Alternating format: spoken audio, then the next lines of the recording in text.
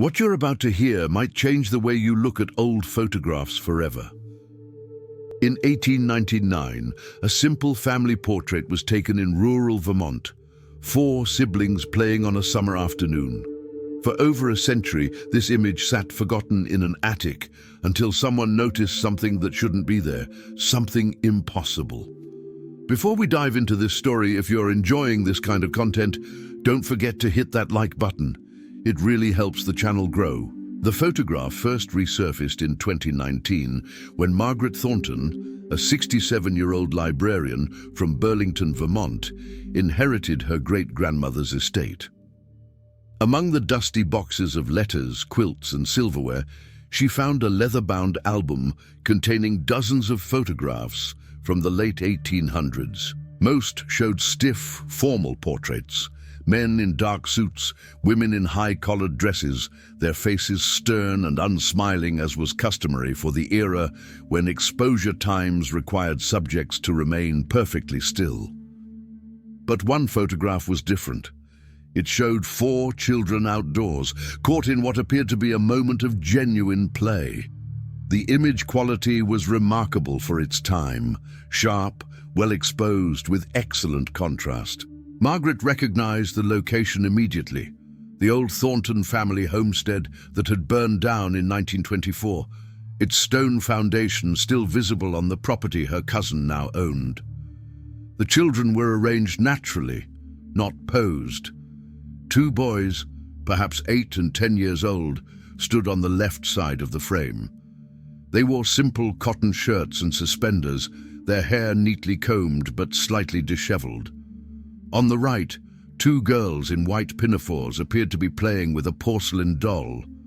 The older girl, maybe 12, held the doll while the younger one, no more than 6, reached toward it with obvious delight on her face.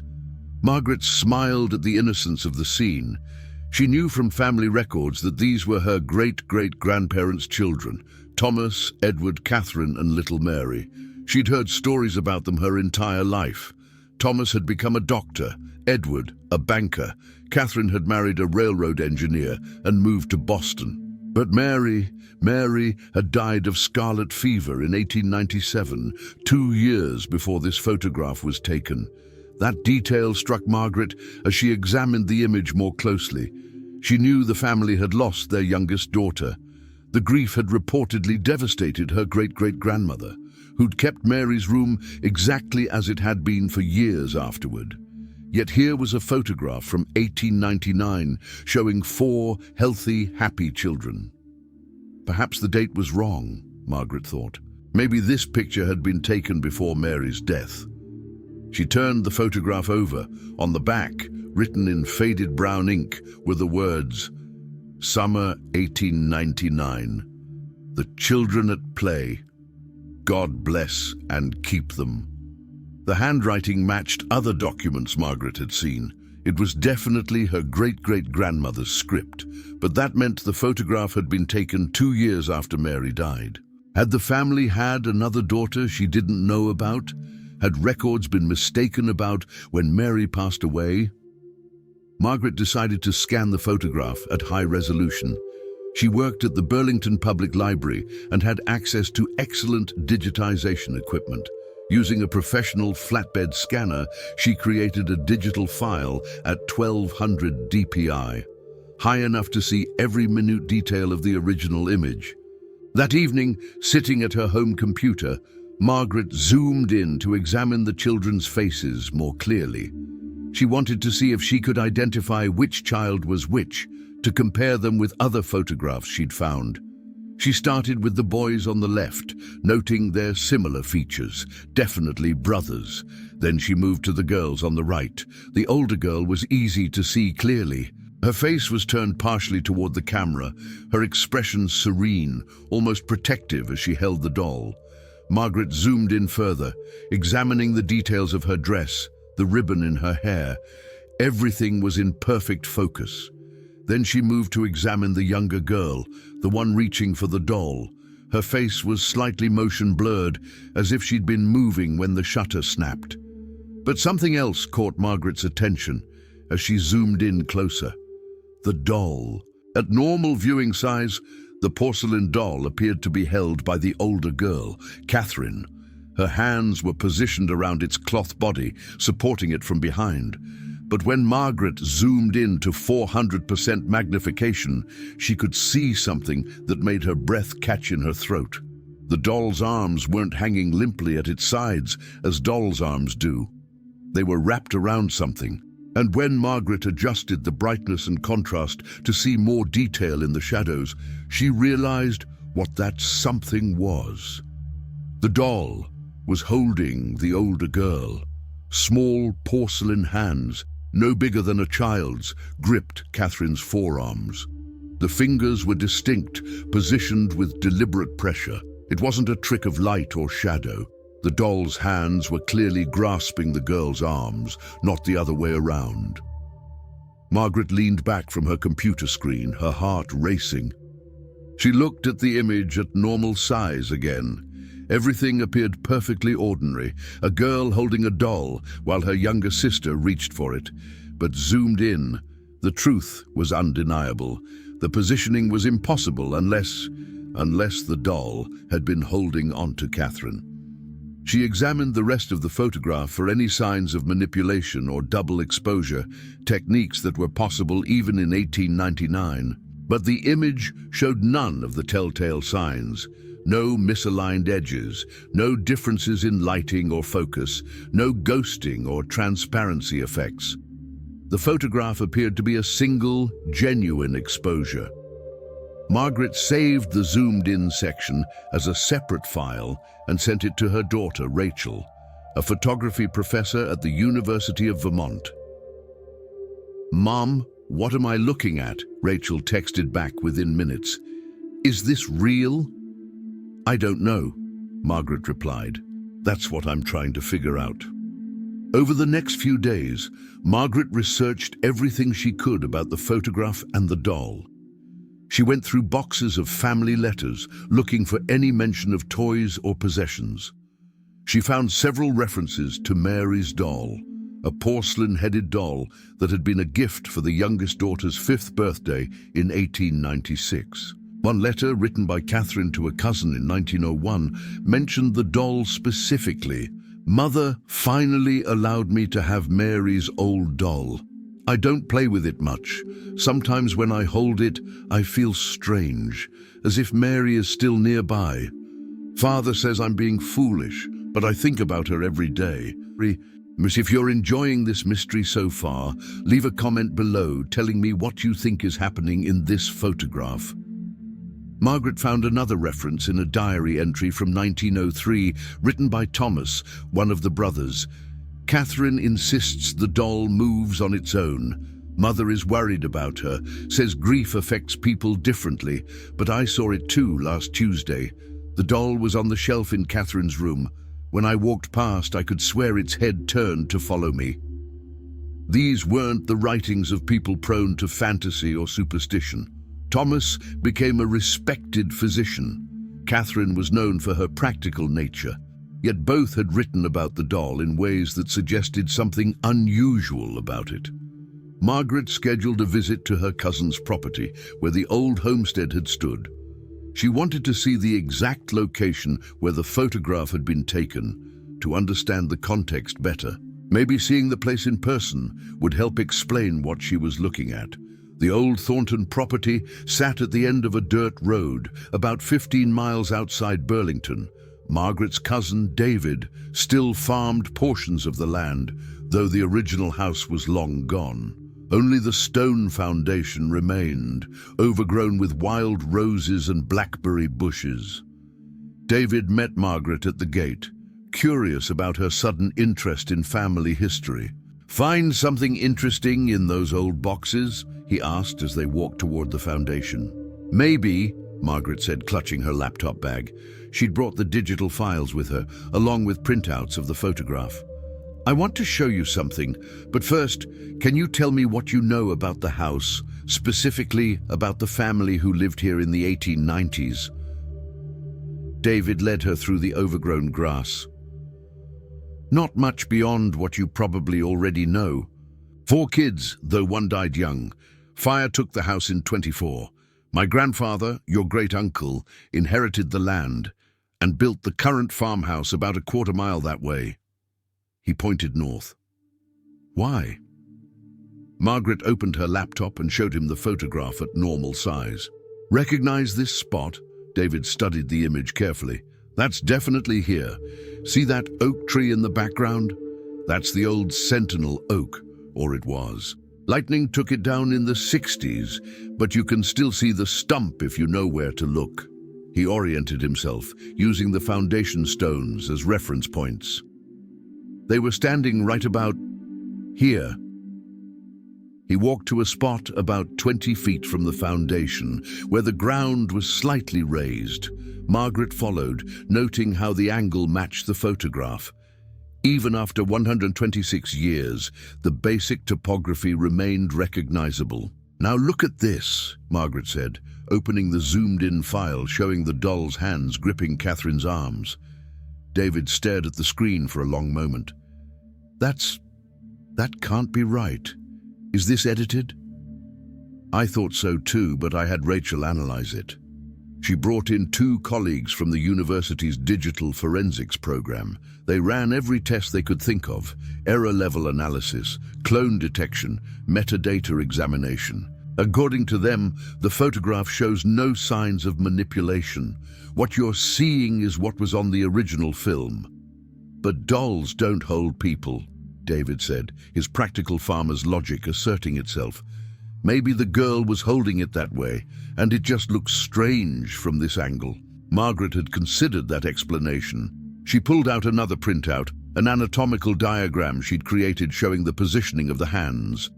Look at the bone structure and angles. For a human hand to grip something, the fingers curl inward and the thumb opposes them. That's exactly what the doll's hands are doing. But they're gripping outward toward the camera, holding onto the girl's arms. A person holding a doll would have their hands behind it, supporting from underneath or behind. This is the opposite. David was quiet for a moment, studying the evidence. What do you think it means? I don't know, but I want to find out more about that doll. Family letters mention it several times, always in strange contexts, and I want to know what happened to it. They spent the next hour exploring the foundation, though Margaret wasn't sure what she hoped to find. The house had burned over a century ago.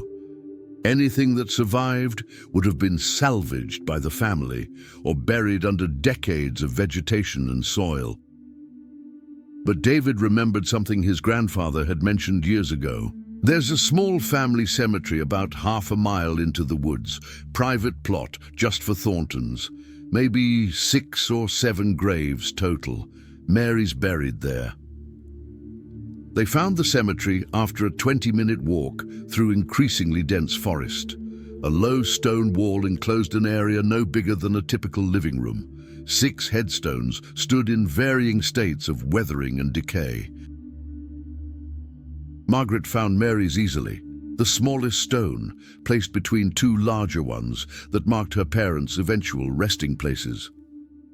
Mary Elizabeth Thornton, Margaret read aloud. Born April 3, 1891, died September 12, 1897. Our precious lamb, called home too soon. She stood there for a while, thinking about the little girl who died at age 6, 2 years before that photograph was taken. Or had she? David, you said you know the family history. Is there any chance the dates are wrong? Any possibility Mary survived past 1897? He shook his head. Death certificates don't lie. My grandfather showed them to me once when we were researching the family tree.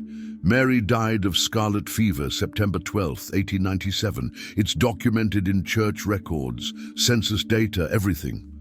Then who's the 4th child in the photograph? David didn't have an answer. If this mystery is keeping you hooked, don't forget to hit that like button and subscribe to see how this story unfolds. Back at her house that evening, Margaret contacted the Vermont Historical Society.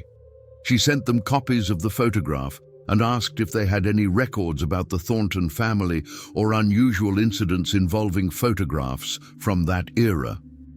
3 days later, she received a call from Dr. Helen Vargas, a historian specializing in 19th century New England. Ms. Thornton, I found your inquiry quite fascinating. We do have some records related to your family, including something that might interest you.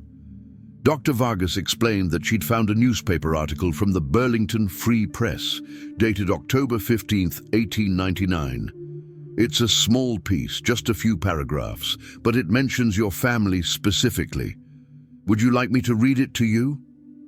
Margaret grabbed a pen and paper. Please. The headline is Mysterious Incident at Rural Homestead. It reads, local authorities were called to the Thornton property 3 miles north of town following reports of a disturbance. Mrs. Adelaide Thornton claimed that an object belonging to her late daughter had begun exhibiting unusual behavior, causing distress to her remaining children. Sheriff Matthews investigated but found no evidence of wrongdoing or disturbance. The family's physician, Dr. Howard Collins, suggested that grief may be affecting Mrs. Thornton's perceptions. No further action was taken. Margaret felt a chill run through her. An object belonging to her late daughter. That has to be the doll. That would be my assumption as well, Dr. Vargas agreed. But what's particularly interesting is the date. This article was published in October 1899, which would be just a few months after your photograph was taken, if the date on the back is accurate. Is there anything else in the archives? Any follow-up articles or records? I've searched everything we have digitized, but that's the only mention of the Thorntons in relation to any unusual incidents. However, I did find something else that might be relevant. In 1902, there was a brief obituary for Catherine Thornton. She died at age 15 from what the death certificate lists as nervous exhaustion and failure to thrive. And the family physician noted that she had been in declining health for approximately 3 years. 3 years before 1902 would be 1899, the same year the photograph was taken. Did the obituary mention anything specific about her condition? Margaret asked. Only that she had become increasingly withdrawn and suffered from night terrors. Her parents tried various treatments, but nothing helped. She simply wasted away. After the call ended, Margaret sat in silence, staring at the photograph on her computer screen. Catherine, the older girl holding the doll, had died 3 years after this picture was taken. The newspaper article suggested something had disturbed the family shortly after the photograph, and the doll, Mary's doll, was at the center of it all. Margaret decided she needed to find that doll. If it still existed, if someone in the family had kept it, maybe she could understand what had really happened. She started calling relatives, asking if anyone had old family possessions stored away. Most had nothing useful, but her second cousin in Connecticut remembered something. My mother had a trunk of old things from her grandmother's side, your line of the family. I think it's still in my attic. Want me to look? 2 weeks later, a package arrived at Margaret's door. Inside, wrapped in yellowed newspaper from 1943, was a porcelain-headed doll in a deteriorating cloth body. Its painted face had faded, but the eyes were still clear and blue. Its hands were perfectly formed porcelain, each finger delicately molded. Margaret lifted the doll carefully. It was heavier than she expected, the porcelain head and hands giving it substantial weight. She examined it closely, comparing it to the doll in the photograph. The features matched. The same shaped head, the same painted expression, even the same style of cloth body. As she turned it over to examine the back, something fell from inside the cloth body. A small piece of paper, folded many times. Margaret unfolded it carefully. The paper was brittle, threatening to tear. Written in a child's handwriting were the words, "Her name is Mary. She doesn't like to be alone. Catherine, 1899. Margaret kept the doll on a shelf in her study, positioned so she could see it from her desk. She told herself she was keeping it there for reference, to compare with the photograph as she continued her research. But truthfully, something about the doll made her reluctant to put it away in a closet or box. The eyes, in particular, seemed to follow her around the room.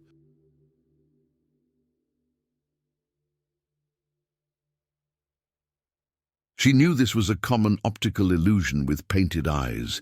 They appear to track movement because they're always facing forward, creating the perception of following as the viewer changes position. Yet knowing the explanation didn't make the sensation any less unsettling.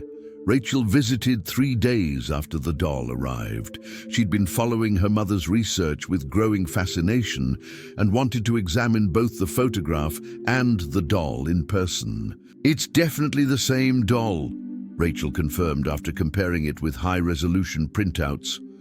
"Look at this detail work on the head, that tiny chip near the left ear. It's visible in the photograph too. And the pattern on the cloth body, what's left of it, matches exactly." They sat together in Margaret's study, the doll between them on the desk. Outside, an early spring rain pattered against the windows. The afternoon light was fading, giving the room a grey, subdued atmosphere. "What do you think really happened?" Rachel asked. "Do you believe the doll actually did something?" Margaret had been asking herself the same question for weeks. "I don't know what I believe. The rational explanation is that the photograph captures an optical illusion, that Catherine was holding the doll in an unusual way that creates the appearance of the hands gripping her arms. The newspaper article and Catherine's decline could be coincidence, exacerbated by grief and the psychological stress of losing a younger sister. "But," Rachel prompted, "but that doesn't explain the note, or the way multiple family members mentioned the doll behaving strangely. These weren't superstitious people, Rachel. Thomas became a doctor, trained in scientific method. Catherine was described in letters as level-headed and practical. Yet they both wrote about this doll as if it were aware." Rachel picked up the doll, examining it closely. "The craftsmanship is remarkable for the period. Look at the detail in the fingers. Most dolls from this era had simplified hands, more mitten-like. But these fingers are individually articulated, with tiny knuckles and even fingernails." As Rachel held it up to the light, Margaret noticed something she hadn't seen before. "Wait, look at the hands. The left one is positioned differently than the right." Rachel examined both hands carefully. "You're right. The right hand is relaxed, fingers slightly curved in a natural resting position. But the left hand, the fingers are tensed, like they're gripping something, or like they were gripping something and have stayed that way." They both looked at the photograph again. In the image, the doll's left hand was the one gripping Catherine's arm with clear pressure. The right hand, while also touching the girl, appeared more relaxed. "It's like the hand retained the position," Rachel said quietly, "like muscle memory, except this isn't muscle." Margaret felt a chill that had nothing to do with the temperature of the room. She took the doll from Rachel and examined the left hand more closely. The fingers were indeed tensed, curled inward with noticeable pressure. The porcelain showed tiny stress lines near the knuckles, suggesting the hand had been in this position for a very long time. That night, Margaret dreamed about the photograph. In her dream, she watched the scene as if she were there in 1899, standing behind the photographer. The 4 children played in the summer sunlight, their laughter clear and bright. But as she watched, the little girl, Mary, though Mary was dead, slowly turned to look at her. The child's face was pale, her eyes dark and hollow. She opened her mouth as if to speak, but no sound came out. Margaret woke with a start, her heart pounding. The clock on her nightstand read 3:17 a.m. She lay there in the darkness, listening to the familiar sounds of her house settling, the hum of the refrigerator downstairs, the distant sound of a car passing on the street. Then she heard something else, a soft sound, like fabric rustling. It came from her study down the hall. She told herself it was nothing. Old houses make sounds, wind through window frames, thermal expansion, pipes settling. But the sound came again, distinctly the sound of cloth moving against wood. Margaret got up, more annoyed with herself than frightened. She was a rational person, a librarian trained in research and evidence. She wasn't going to let an old doll and some family stories turn her into someone who jumped at shadows. She walked down the hall and flipped on the study light. Everything was exactly as she'd left it. The doll sat on the shelf, its painted face serene, its blue eyes reflecting the overhead light. The photograph lay on her desk, surrounded by her research notes and printouts. Except, had the doll been facing that direction before? Margaret tried to remember. She'd positioned it facing toward her desk. She was certain of that. But now it seemed to be angled slightly toward the door, as if looking at whoever entered the room. She walked closer, examining the shelf. There was no way to tell if the doll had moved. The shelf was clean, no dust to show displacement, and dolls didn't move on their own. That was ridiculous. Still, she turned the doll back to face her desk before returning to bed. This time, she left her bedroom door closed. The next morning, feeling somewhat foolish about her nighttime anxiety, Margaret decided to expand her research. She contacted antique doll collectors and historians, sending them photographs of Mary's doll. She wanted to know more about its origins, who made it, how common such dolls were, whether there was anything unusual about its construction. A doll historian named Patricia Sunderland responded within hours. "This is quite an unusual piece. The head appears to be German porcelain, probably from a factory in Thuringia, which was common enough. But the hands are remarkable. Most doll manufacturers of that period cast hands and heads from the same mold line, but these hands are far more detailed than the head would suggest. It's almost as if they came from a different, higher quality source." Patricia asked if she could examine the doll in person. Margaret agreed, relieved to have another expert's perspective. They arranged to meet at the library where Margaret worked, in a conference room where they could examine the doll under good lighting. Patricia arrived the next afternoon with a small case of tools and reference materials.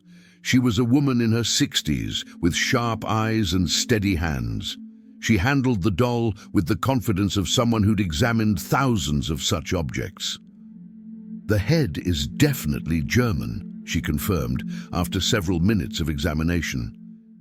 "I date it to approximately 1895 based on the style and glazing technique, but these hands..." She paused, studying them through a magnifying loupe. "I've never seen anything quite like them. The level of anatomical detail is extraordinary. Look at the way the tendons are suggested beneath the skin, the subtle variations in the porcelain thickness to suggest bone structure."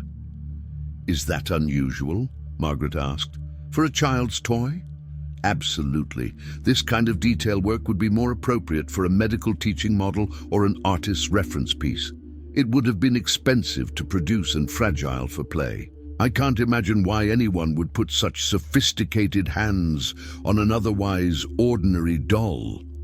Leave a comment below telling me if you think the doll's hands were made this way intentionally, or if something else is going on here."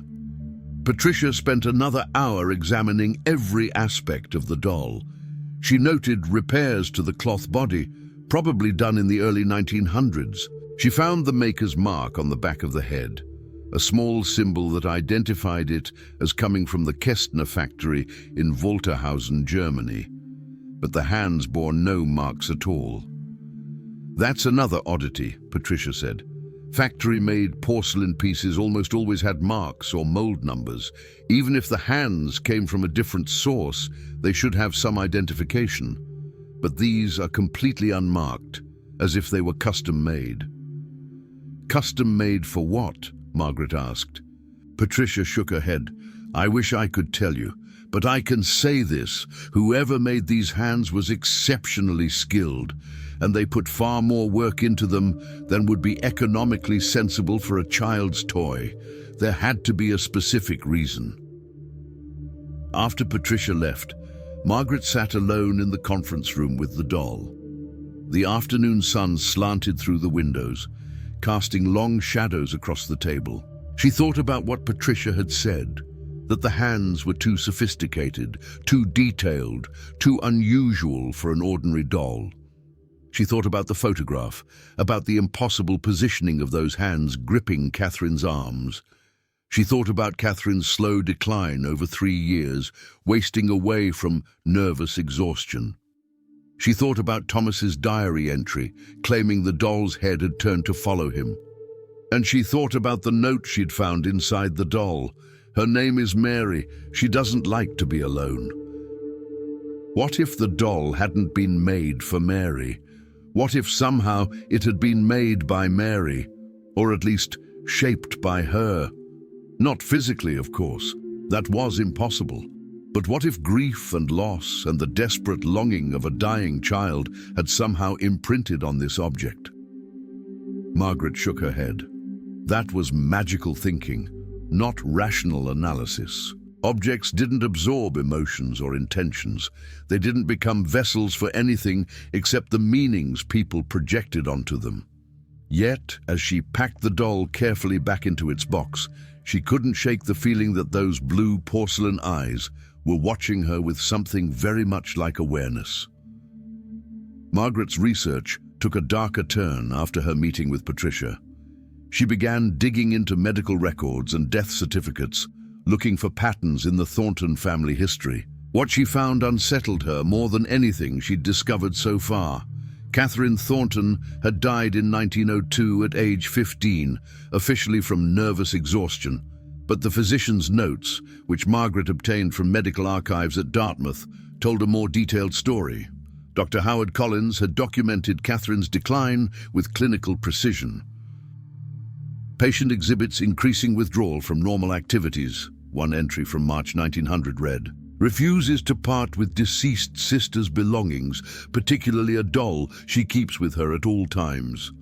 When I suggested removing the object to help facilitate healthy grief processing, patient became agitated to the point of violence. Parents report she speaks to the doll frequently, carrying on conversations as if receiving responses. A later entry from November 1900 was more concerning. Patient's physical health declining, significant weight loss, poor sleep, dark circles under eyes suggest chronic exhaustion. Most disturbing is her insistence that she must keep holding on, or she'll be alone again. When asked who she refers to, patient states her deceased sister Mary requires her constant attention. Parents deeply concerned, but resistant to institutionalization. The final entry, dated August 1902, was brief. Patient unresponsive to all treatments. Has not eaten in 4 days. Skin cold to touch despite summer heat. Continues to clutch the doll even in unconscious state. Prognosis grave. Catherine had died 3 days later. The death certificate noted that when they'd prepared her body for burial, they'd had difficulty removing the doll from her hands. Her fingers had been locked around it with such force that they'd had to carefully pry each one open. Margaret sat back from her computer feeling sick. This wasn't just a sad story of a girl who couldn't process grief. This was something else, something that had consumed Catherine over 3 years until there was nothing left. She contacted a colleague who worked in the psychology department at the university, a Dr. Frank Morrison, who specialized in historical cases of unusual mental conditions. She sent him the medical records, curious about his professional assessment. Dr. Morrison called her 2 days later. This is a fascinating case, though I should note that 19th century medical terminology often masks what we'd now recognize as specific conditions. What's described here could be severe depression complicated by psychosis, possibly triggered by traumatic grief. The patient's fixation on the doll would be a manifestation of her inability to process her sister's death. But what about the physical decline? Margaret asked. She essentially wasted away. Not uncommon in severe depression, especially before modern treatment options existed. Loss of appetite, disrupted sleep, weakened immune system, all of these can lead to physical deterioration. Add in the psychological stress of possible hallucinations or delusions, and you have a recipe for systemic failure. It was a rational explanation. It fit the facts. Yet Margaret couldn't shake the feeling that something crucial was being missed. She decided to visit Catherine's grave. It was in the same small cemetery where Mary was buried, the private Thornton family plot in the woods. David agreed to show her the way again. They made the walk on a cloudy afternoon in early April. The trees were just beginning to bud, the forest floor covered in early spring wildflowers. The cemetery looked different than it had in winter, less desolate, though still deeply isolated. Catherine's headstone stood next to Mary's, the two sisters reunited in death. Margaret read the inscription, Catherine Marie Thornton, born June 15th, 1887, died August 20th, 1902. She held fast to love, and love held fast to her. Strange epitaph, David remarked. Almost sounds like she was being held by something. Margaret had noticed that too.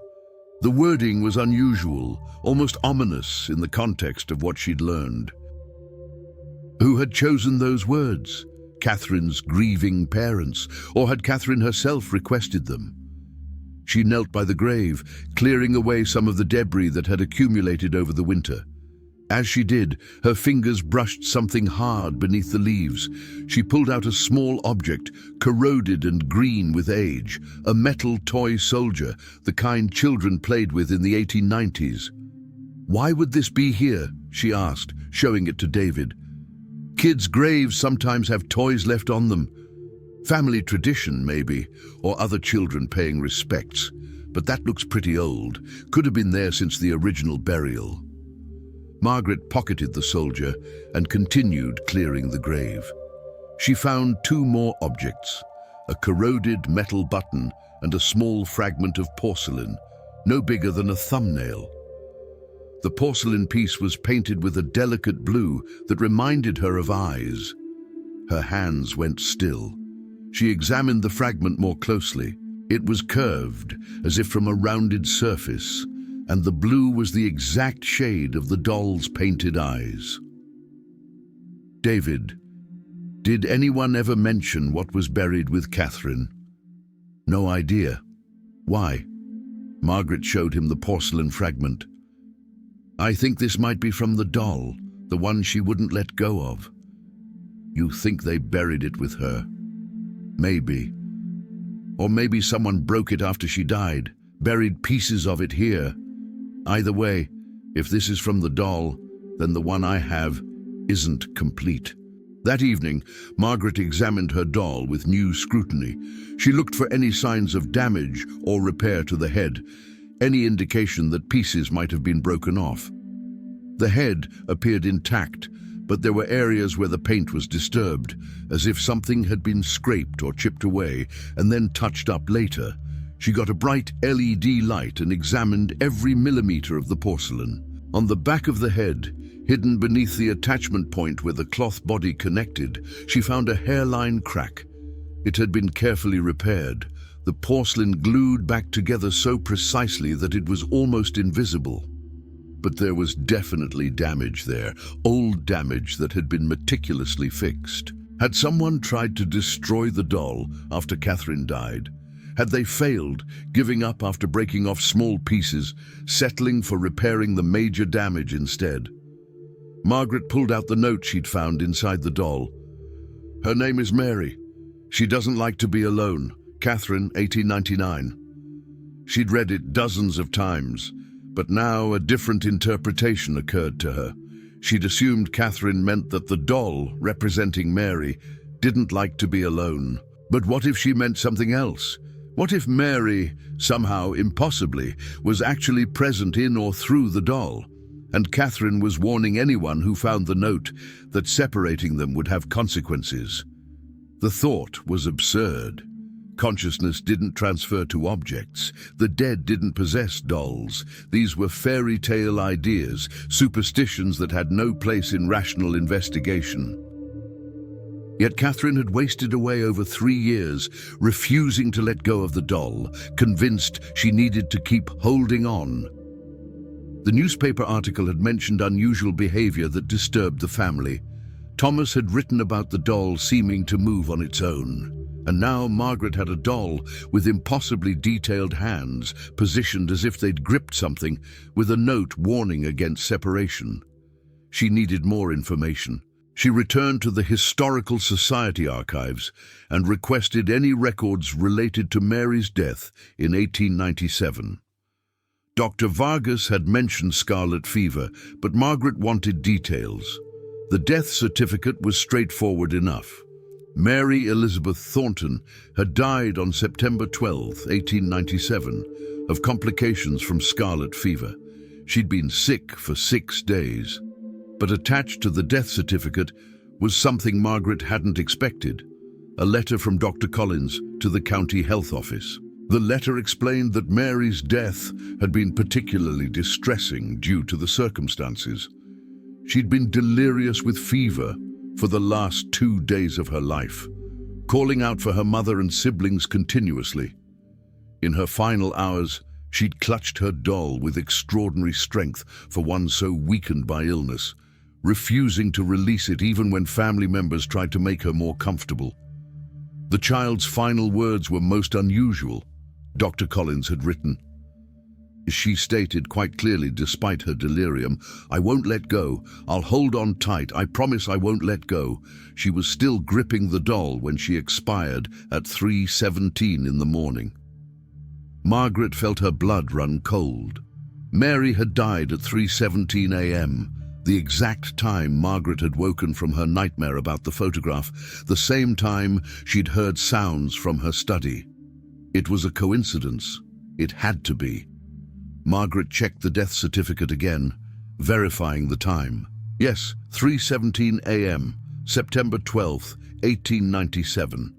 She thought about her nightmare, about Mary turning to look at her with hollow eyes, trying to speak but making no sound. She thought about waking at exactly 3:17, hearing sounds from the room where the doll sat on a shelf. She thought about Mary's final words: "I won't let go. I'll hold on tight. I promise I won't let go." And she thought about Catherine's note. Her name is Mary. She doesn't like to be alone. But judge, what if a dying 6-year-old, delirious with fever and terrified of leaving her family, had made a promise she'd somehow managed to keep?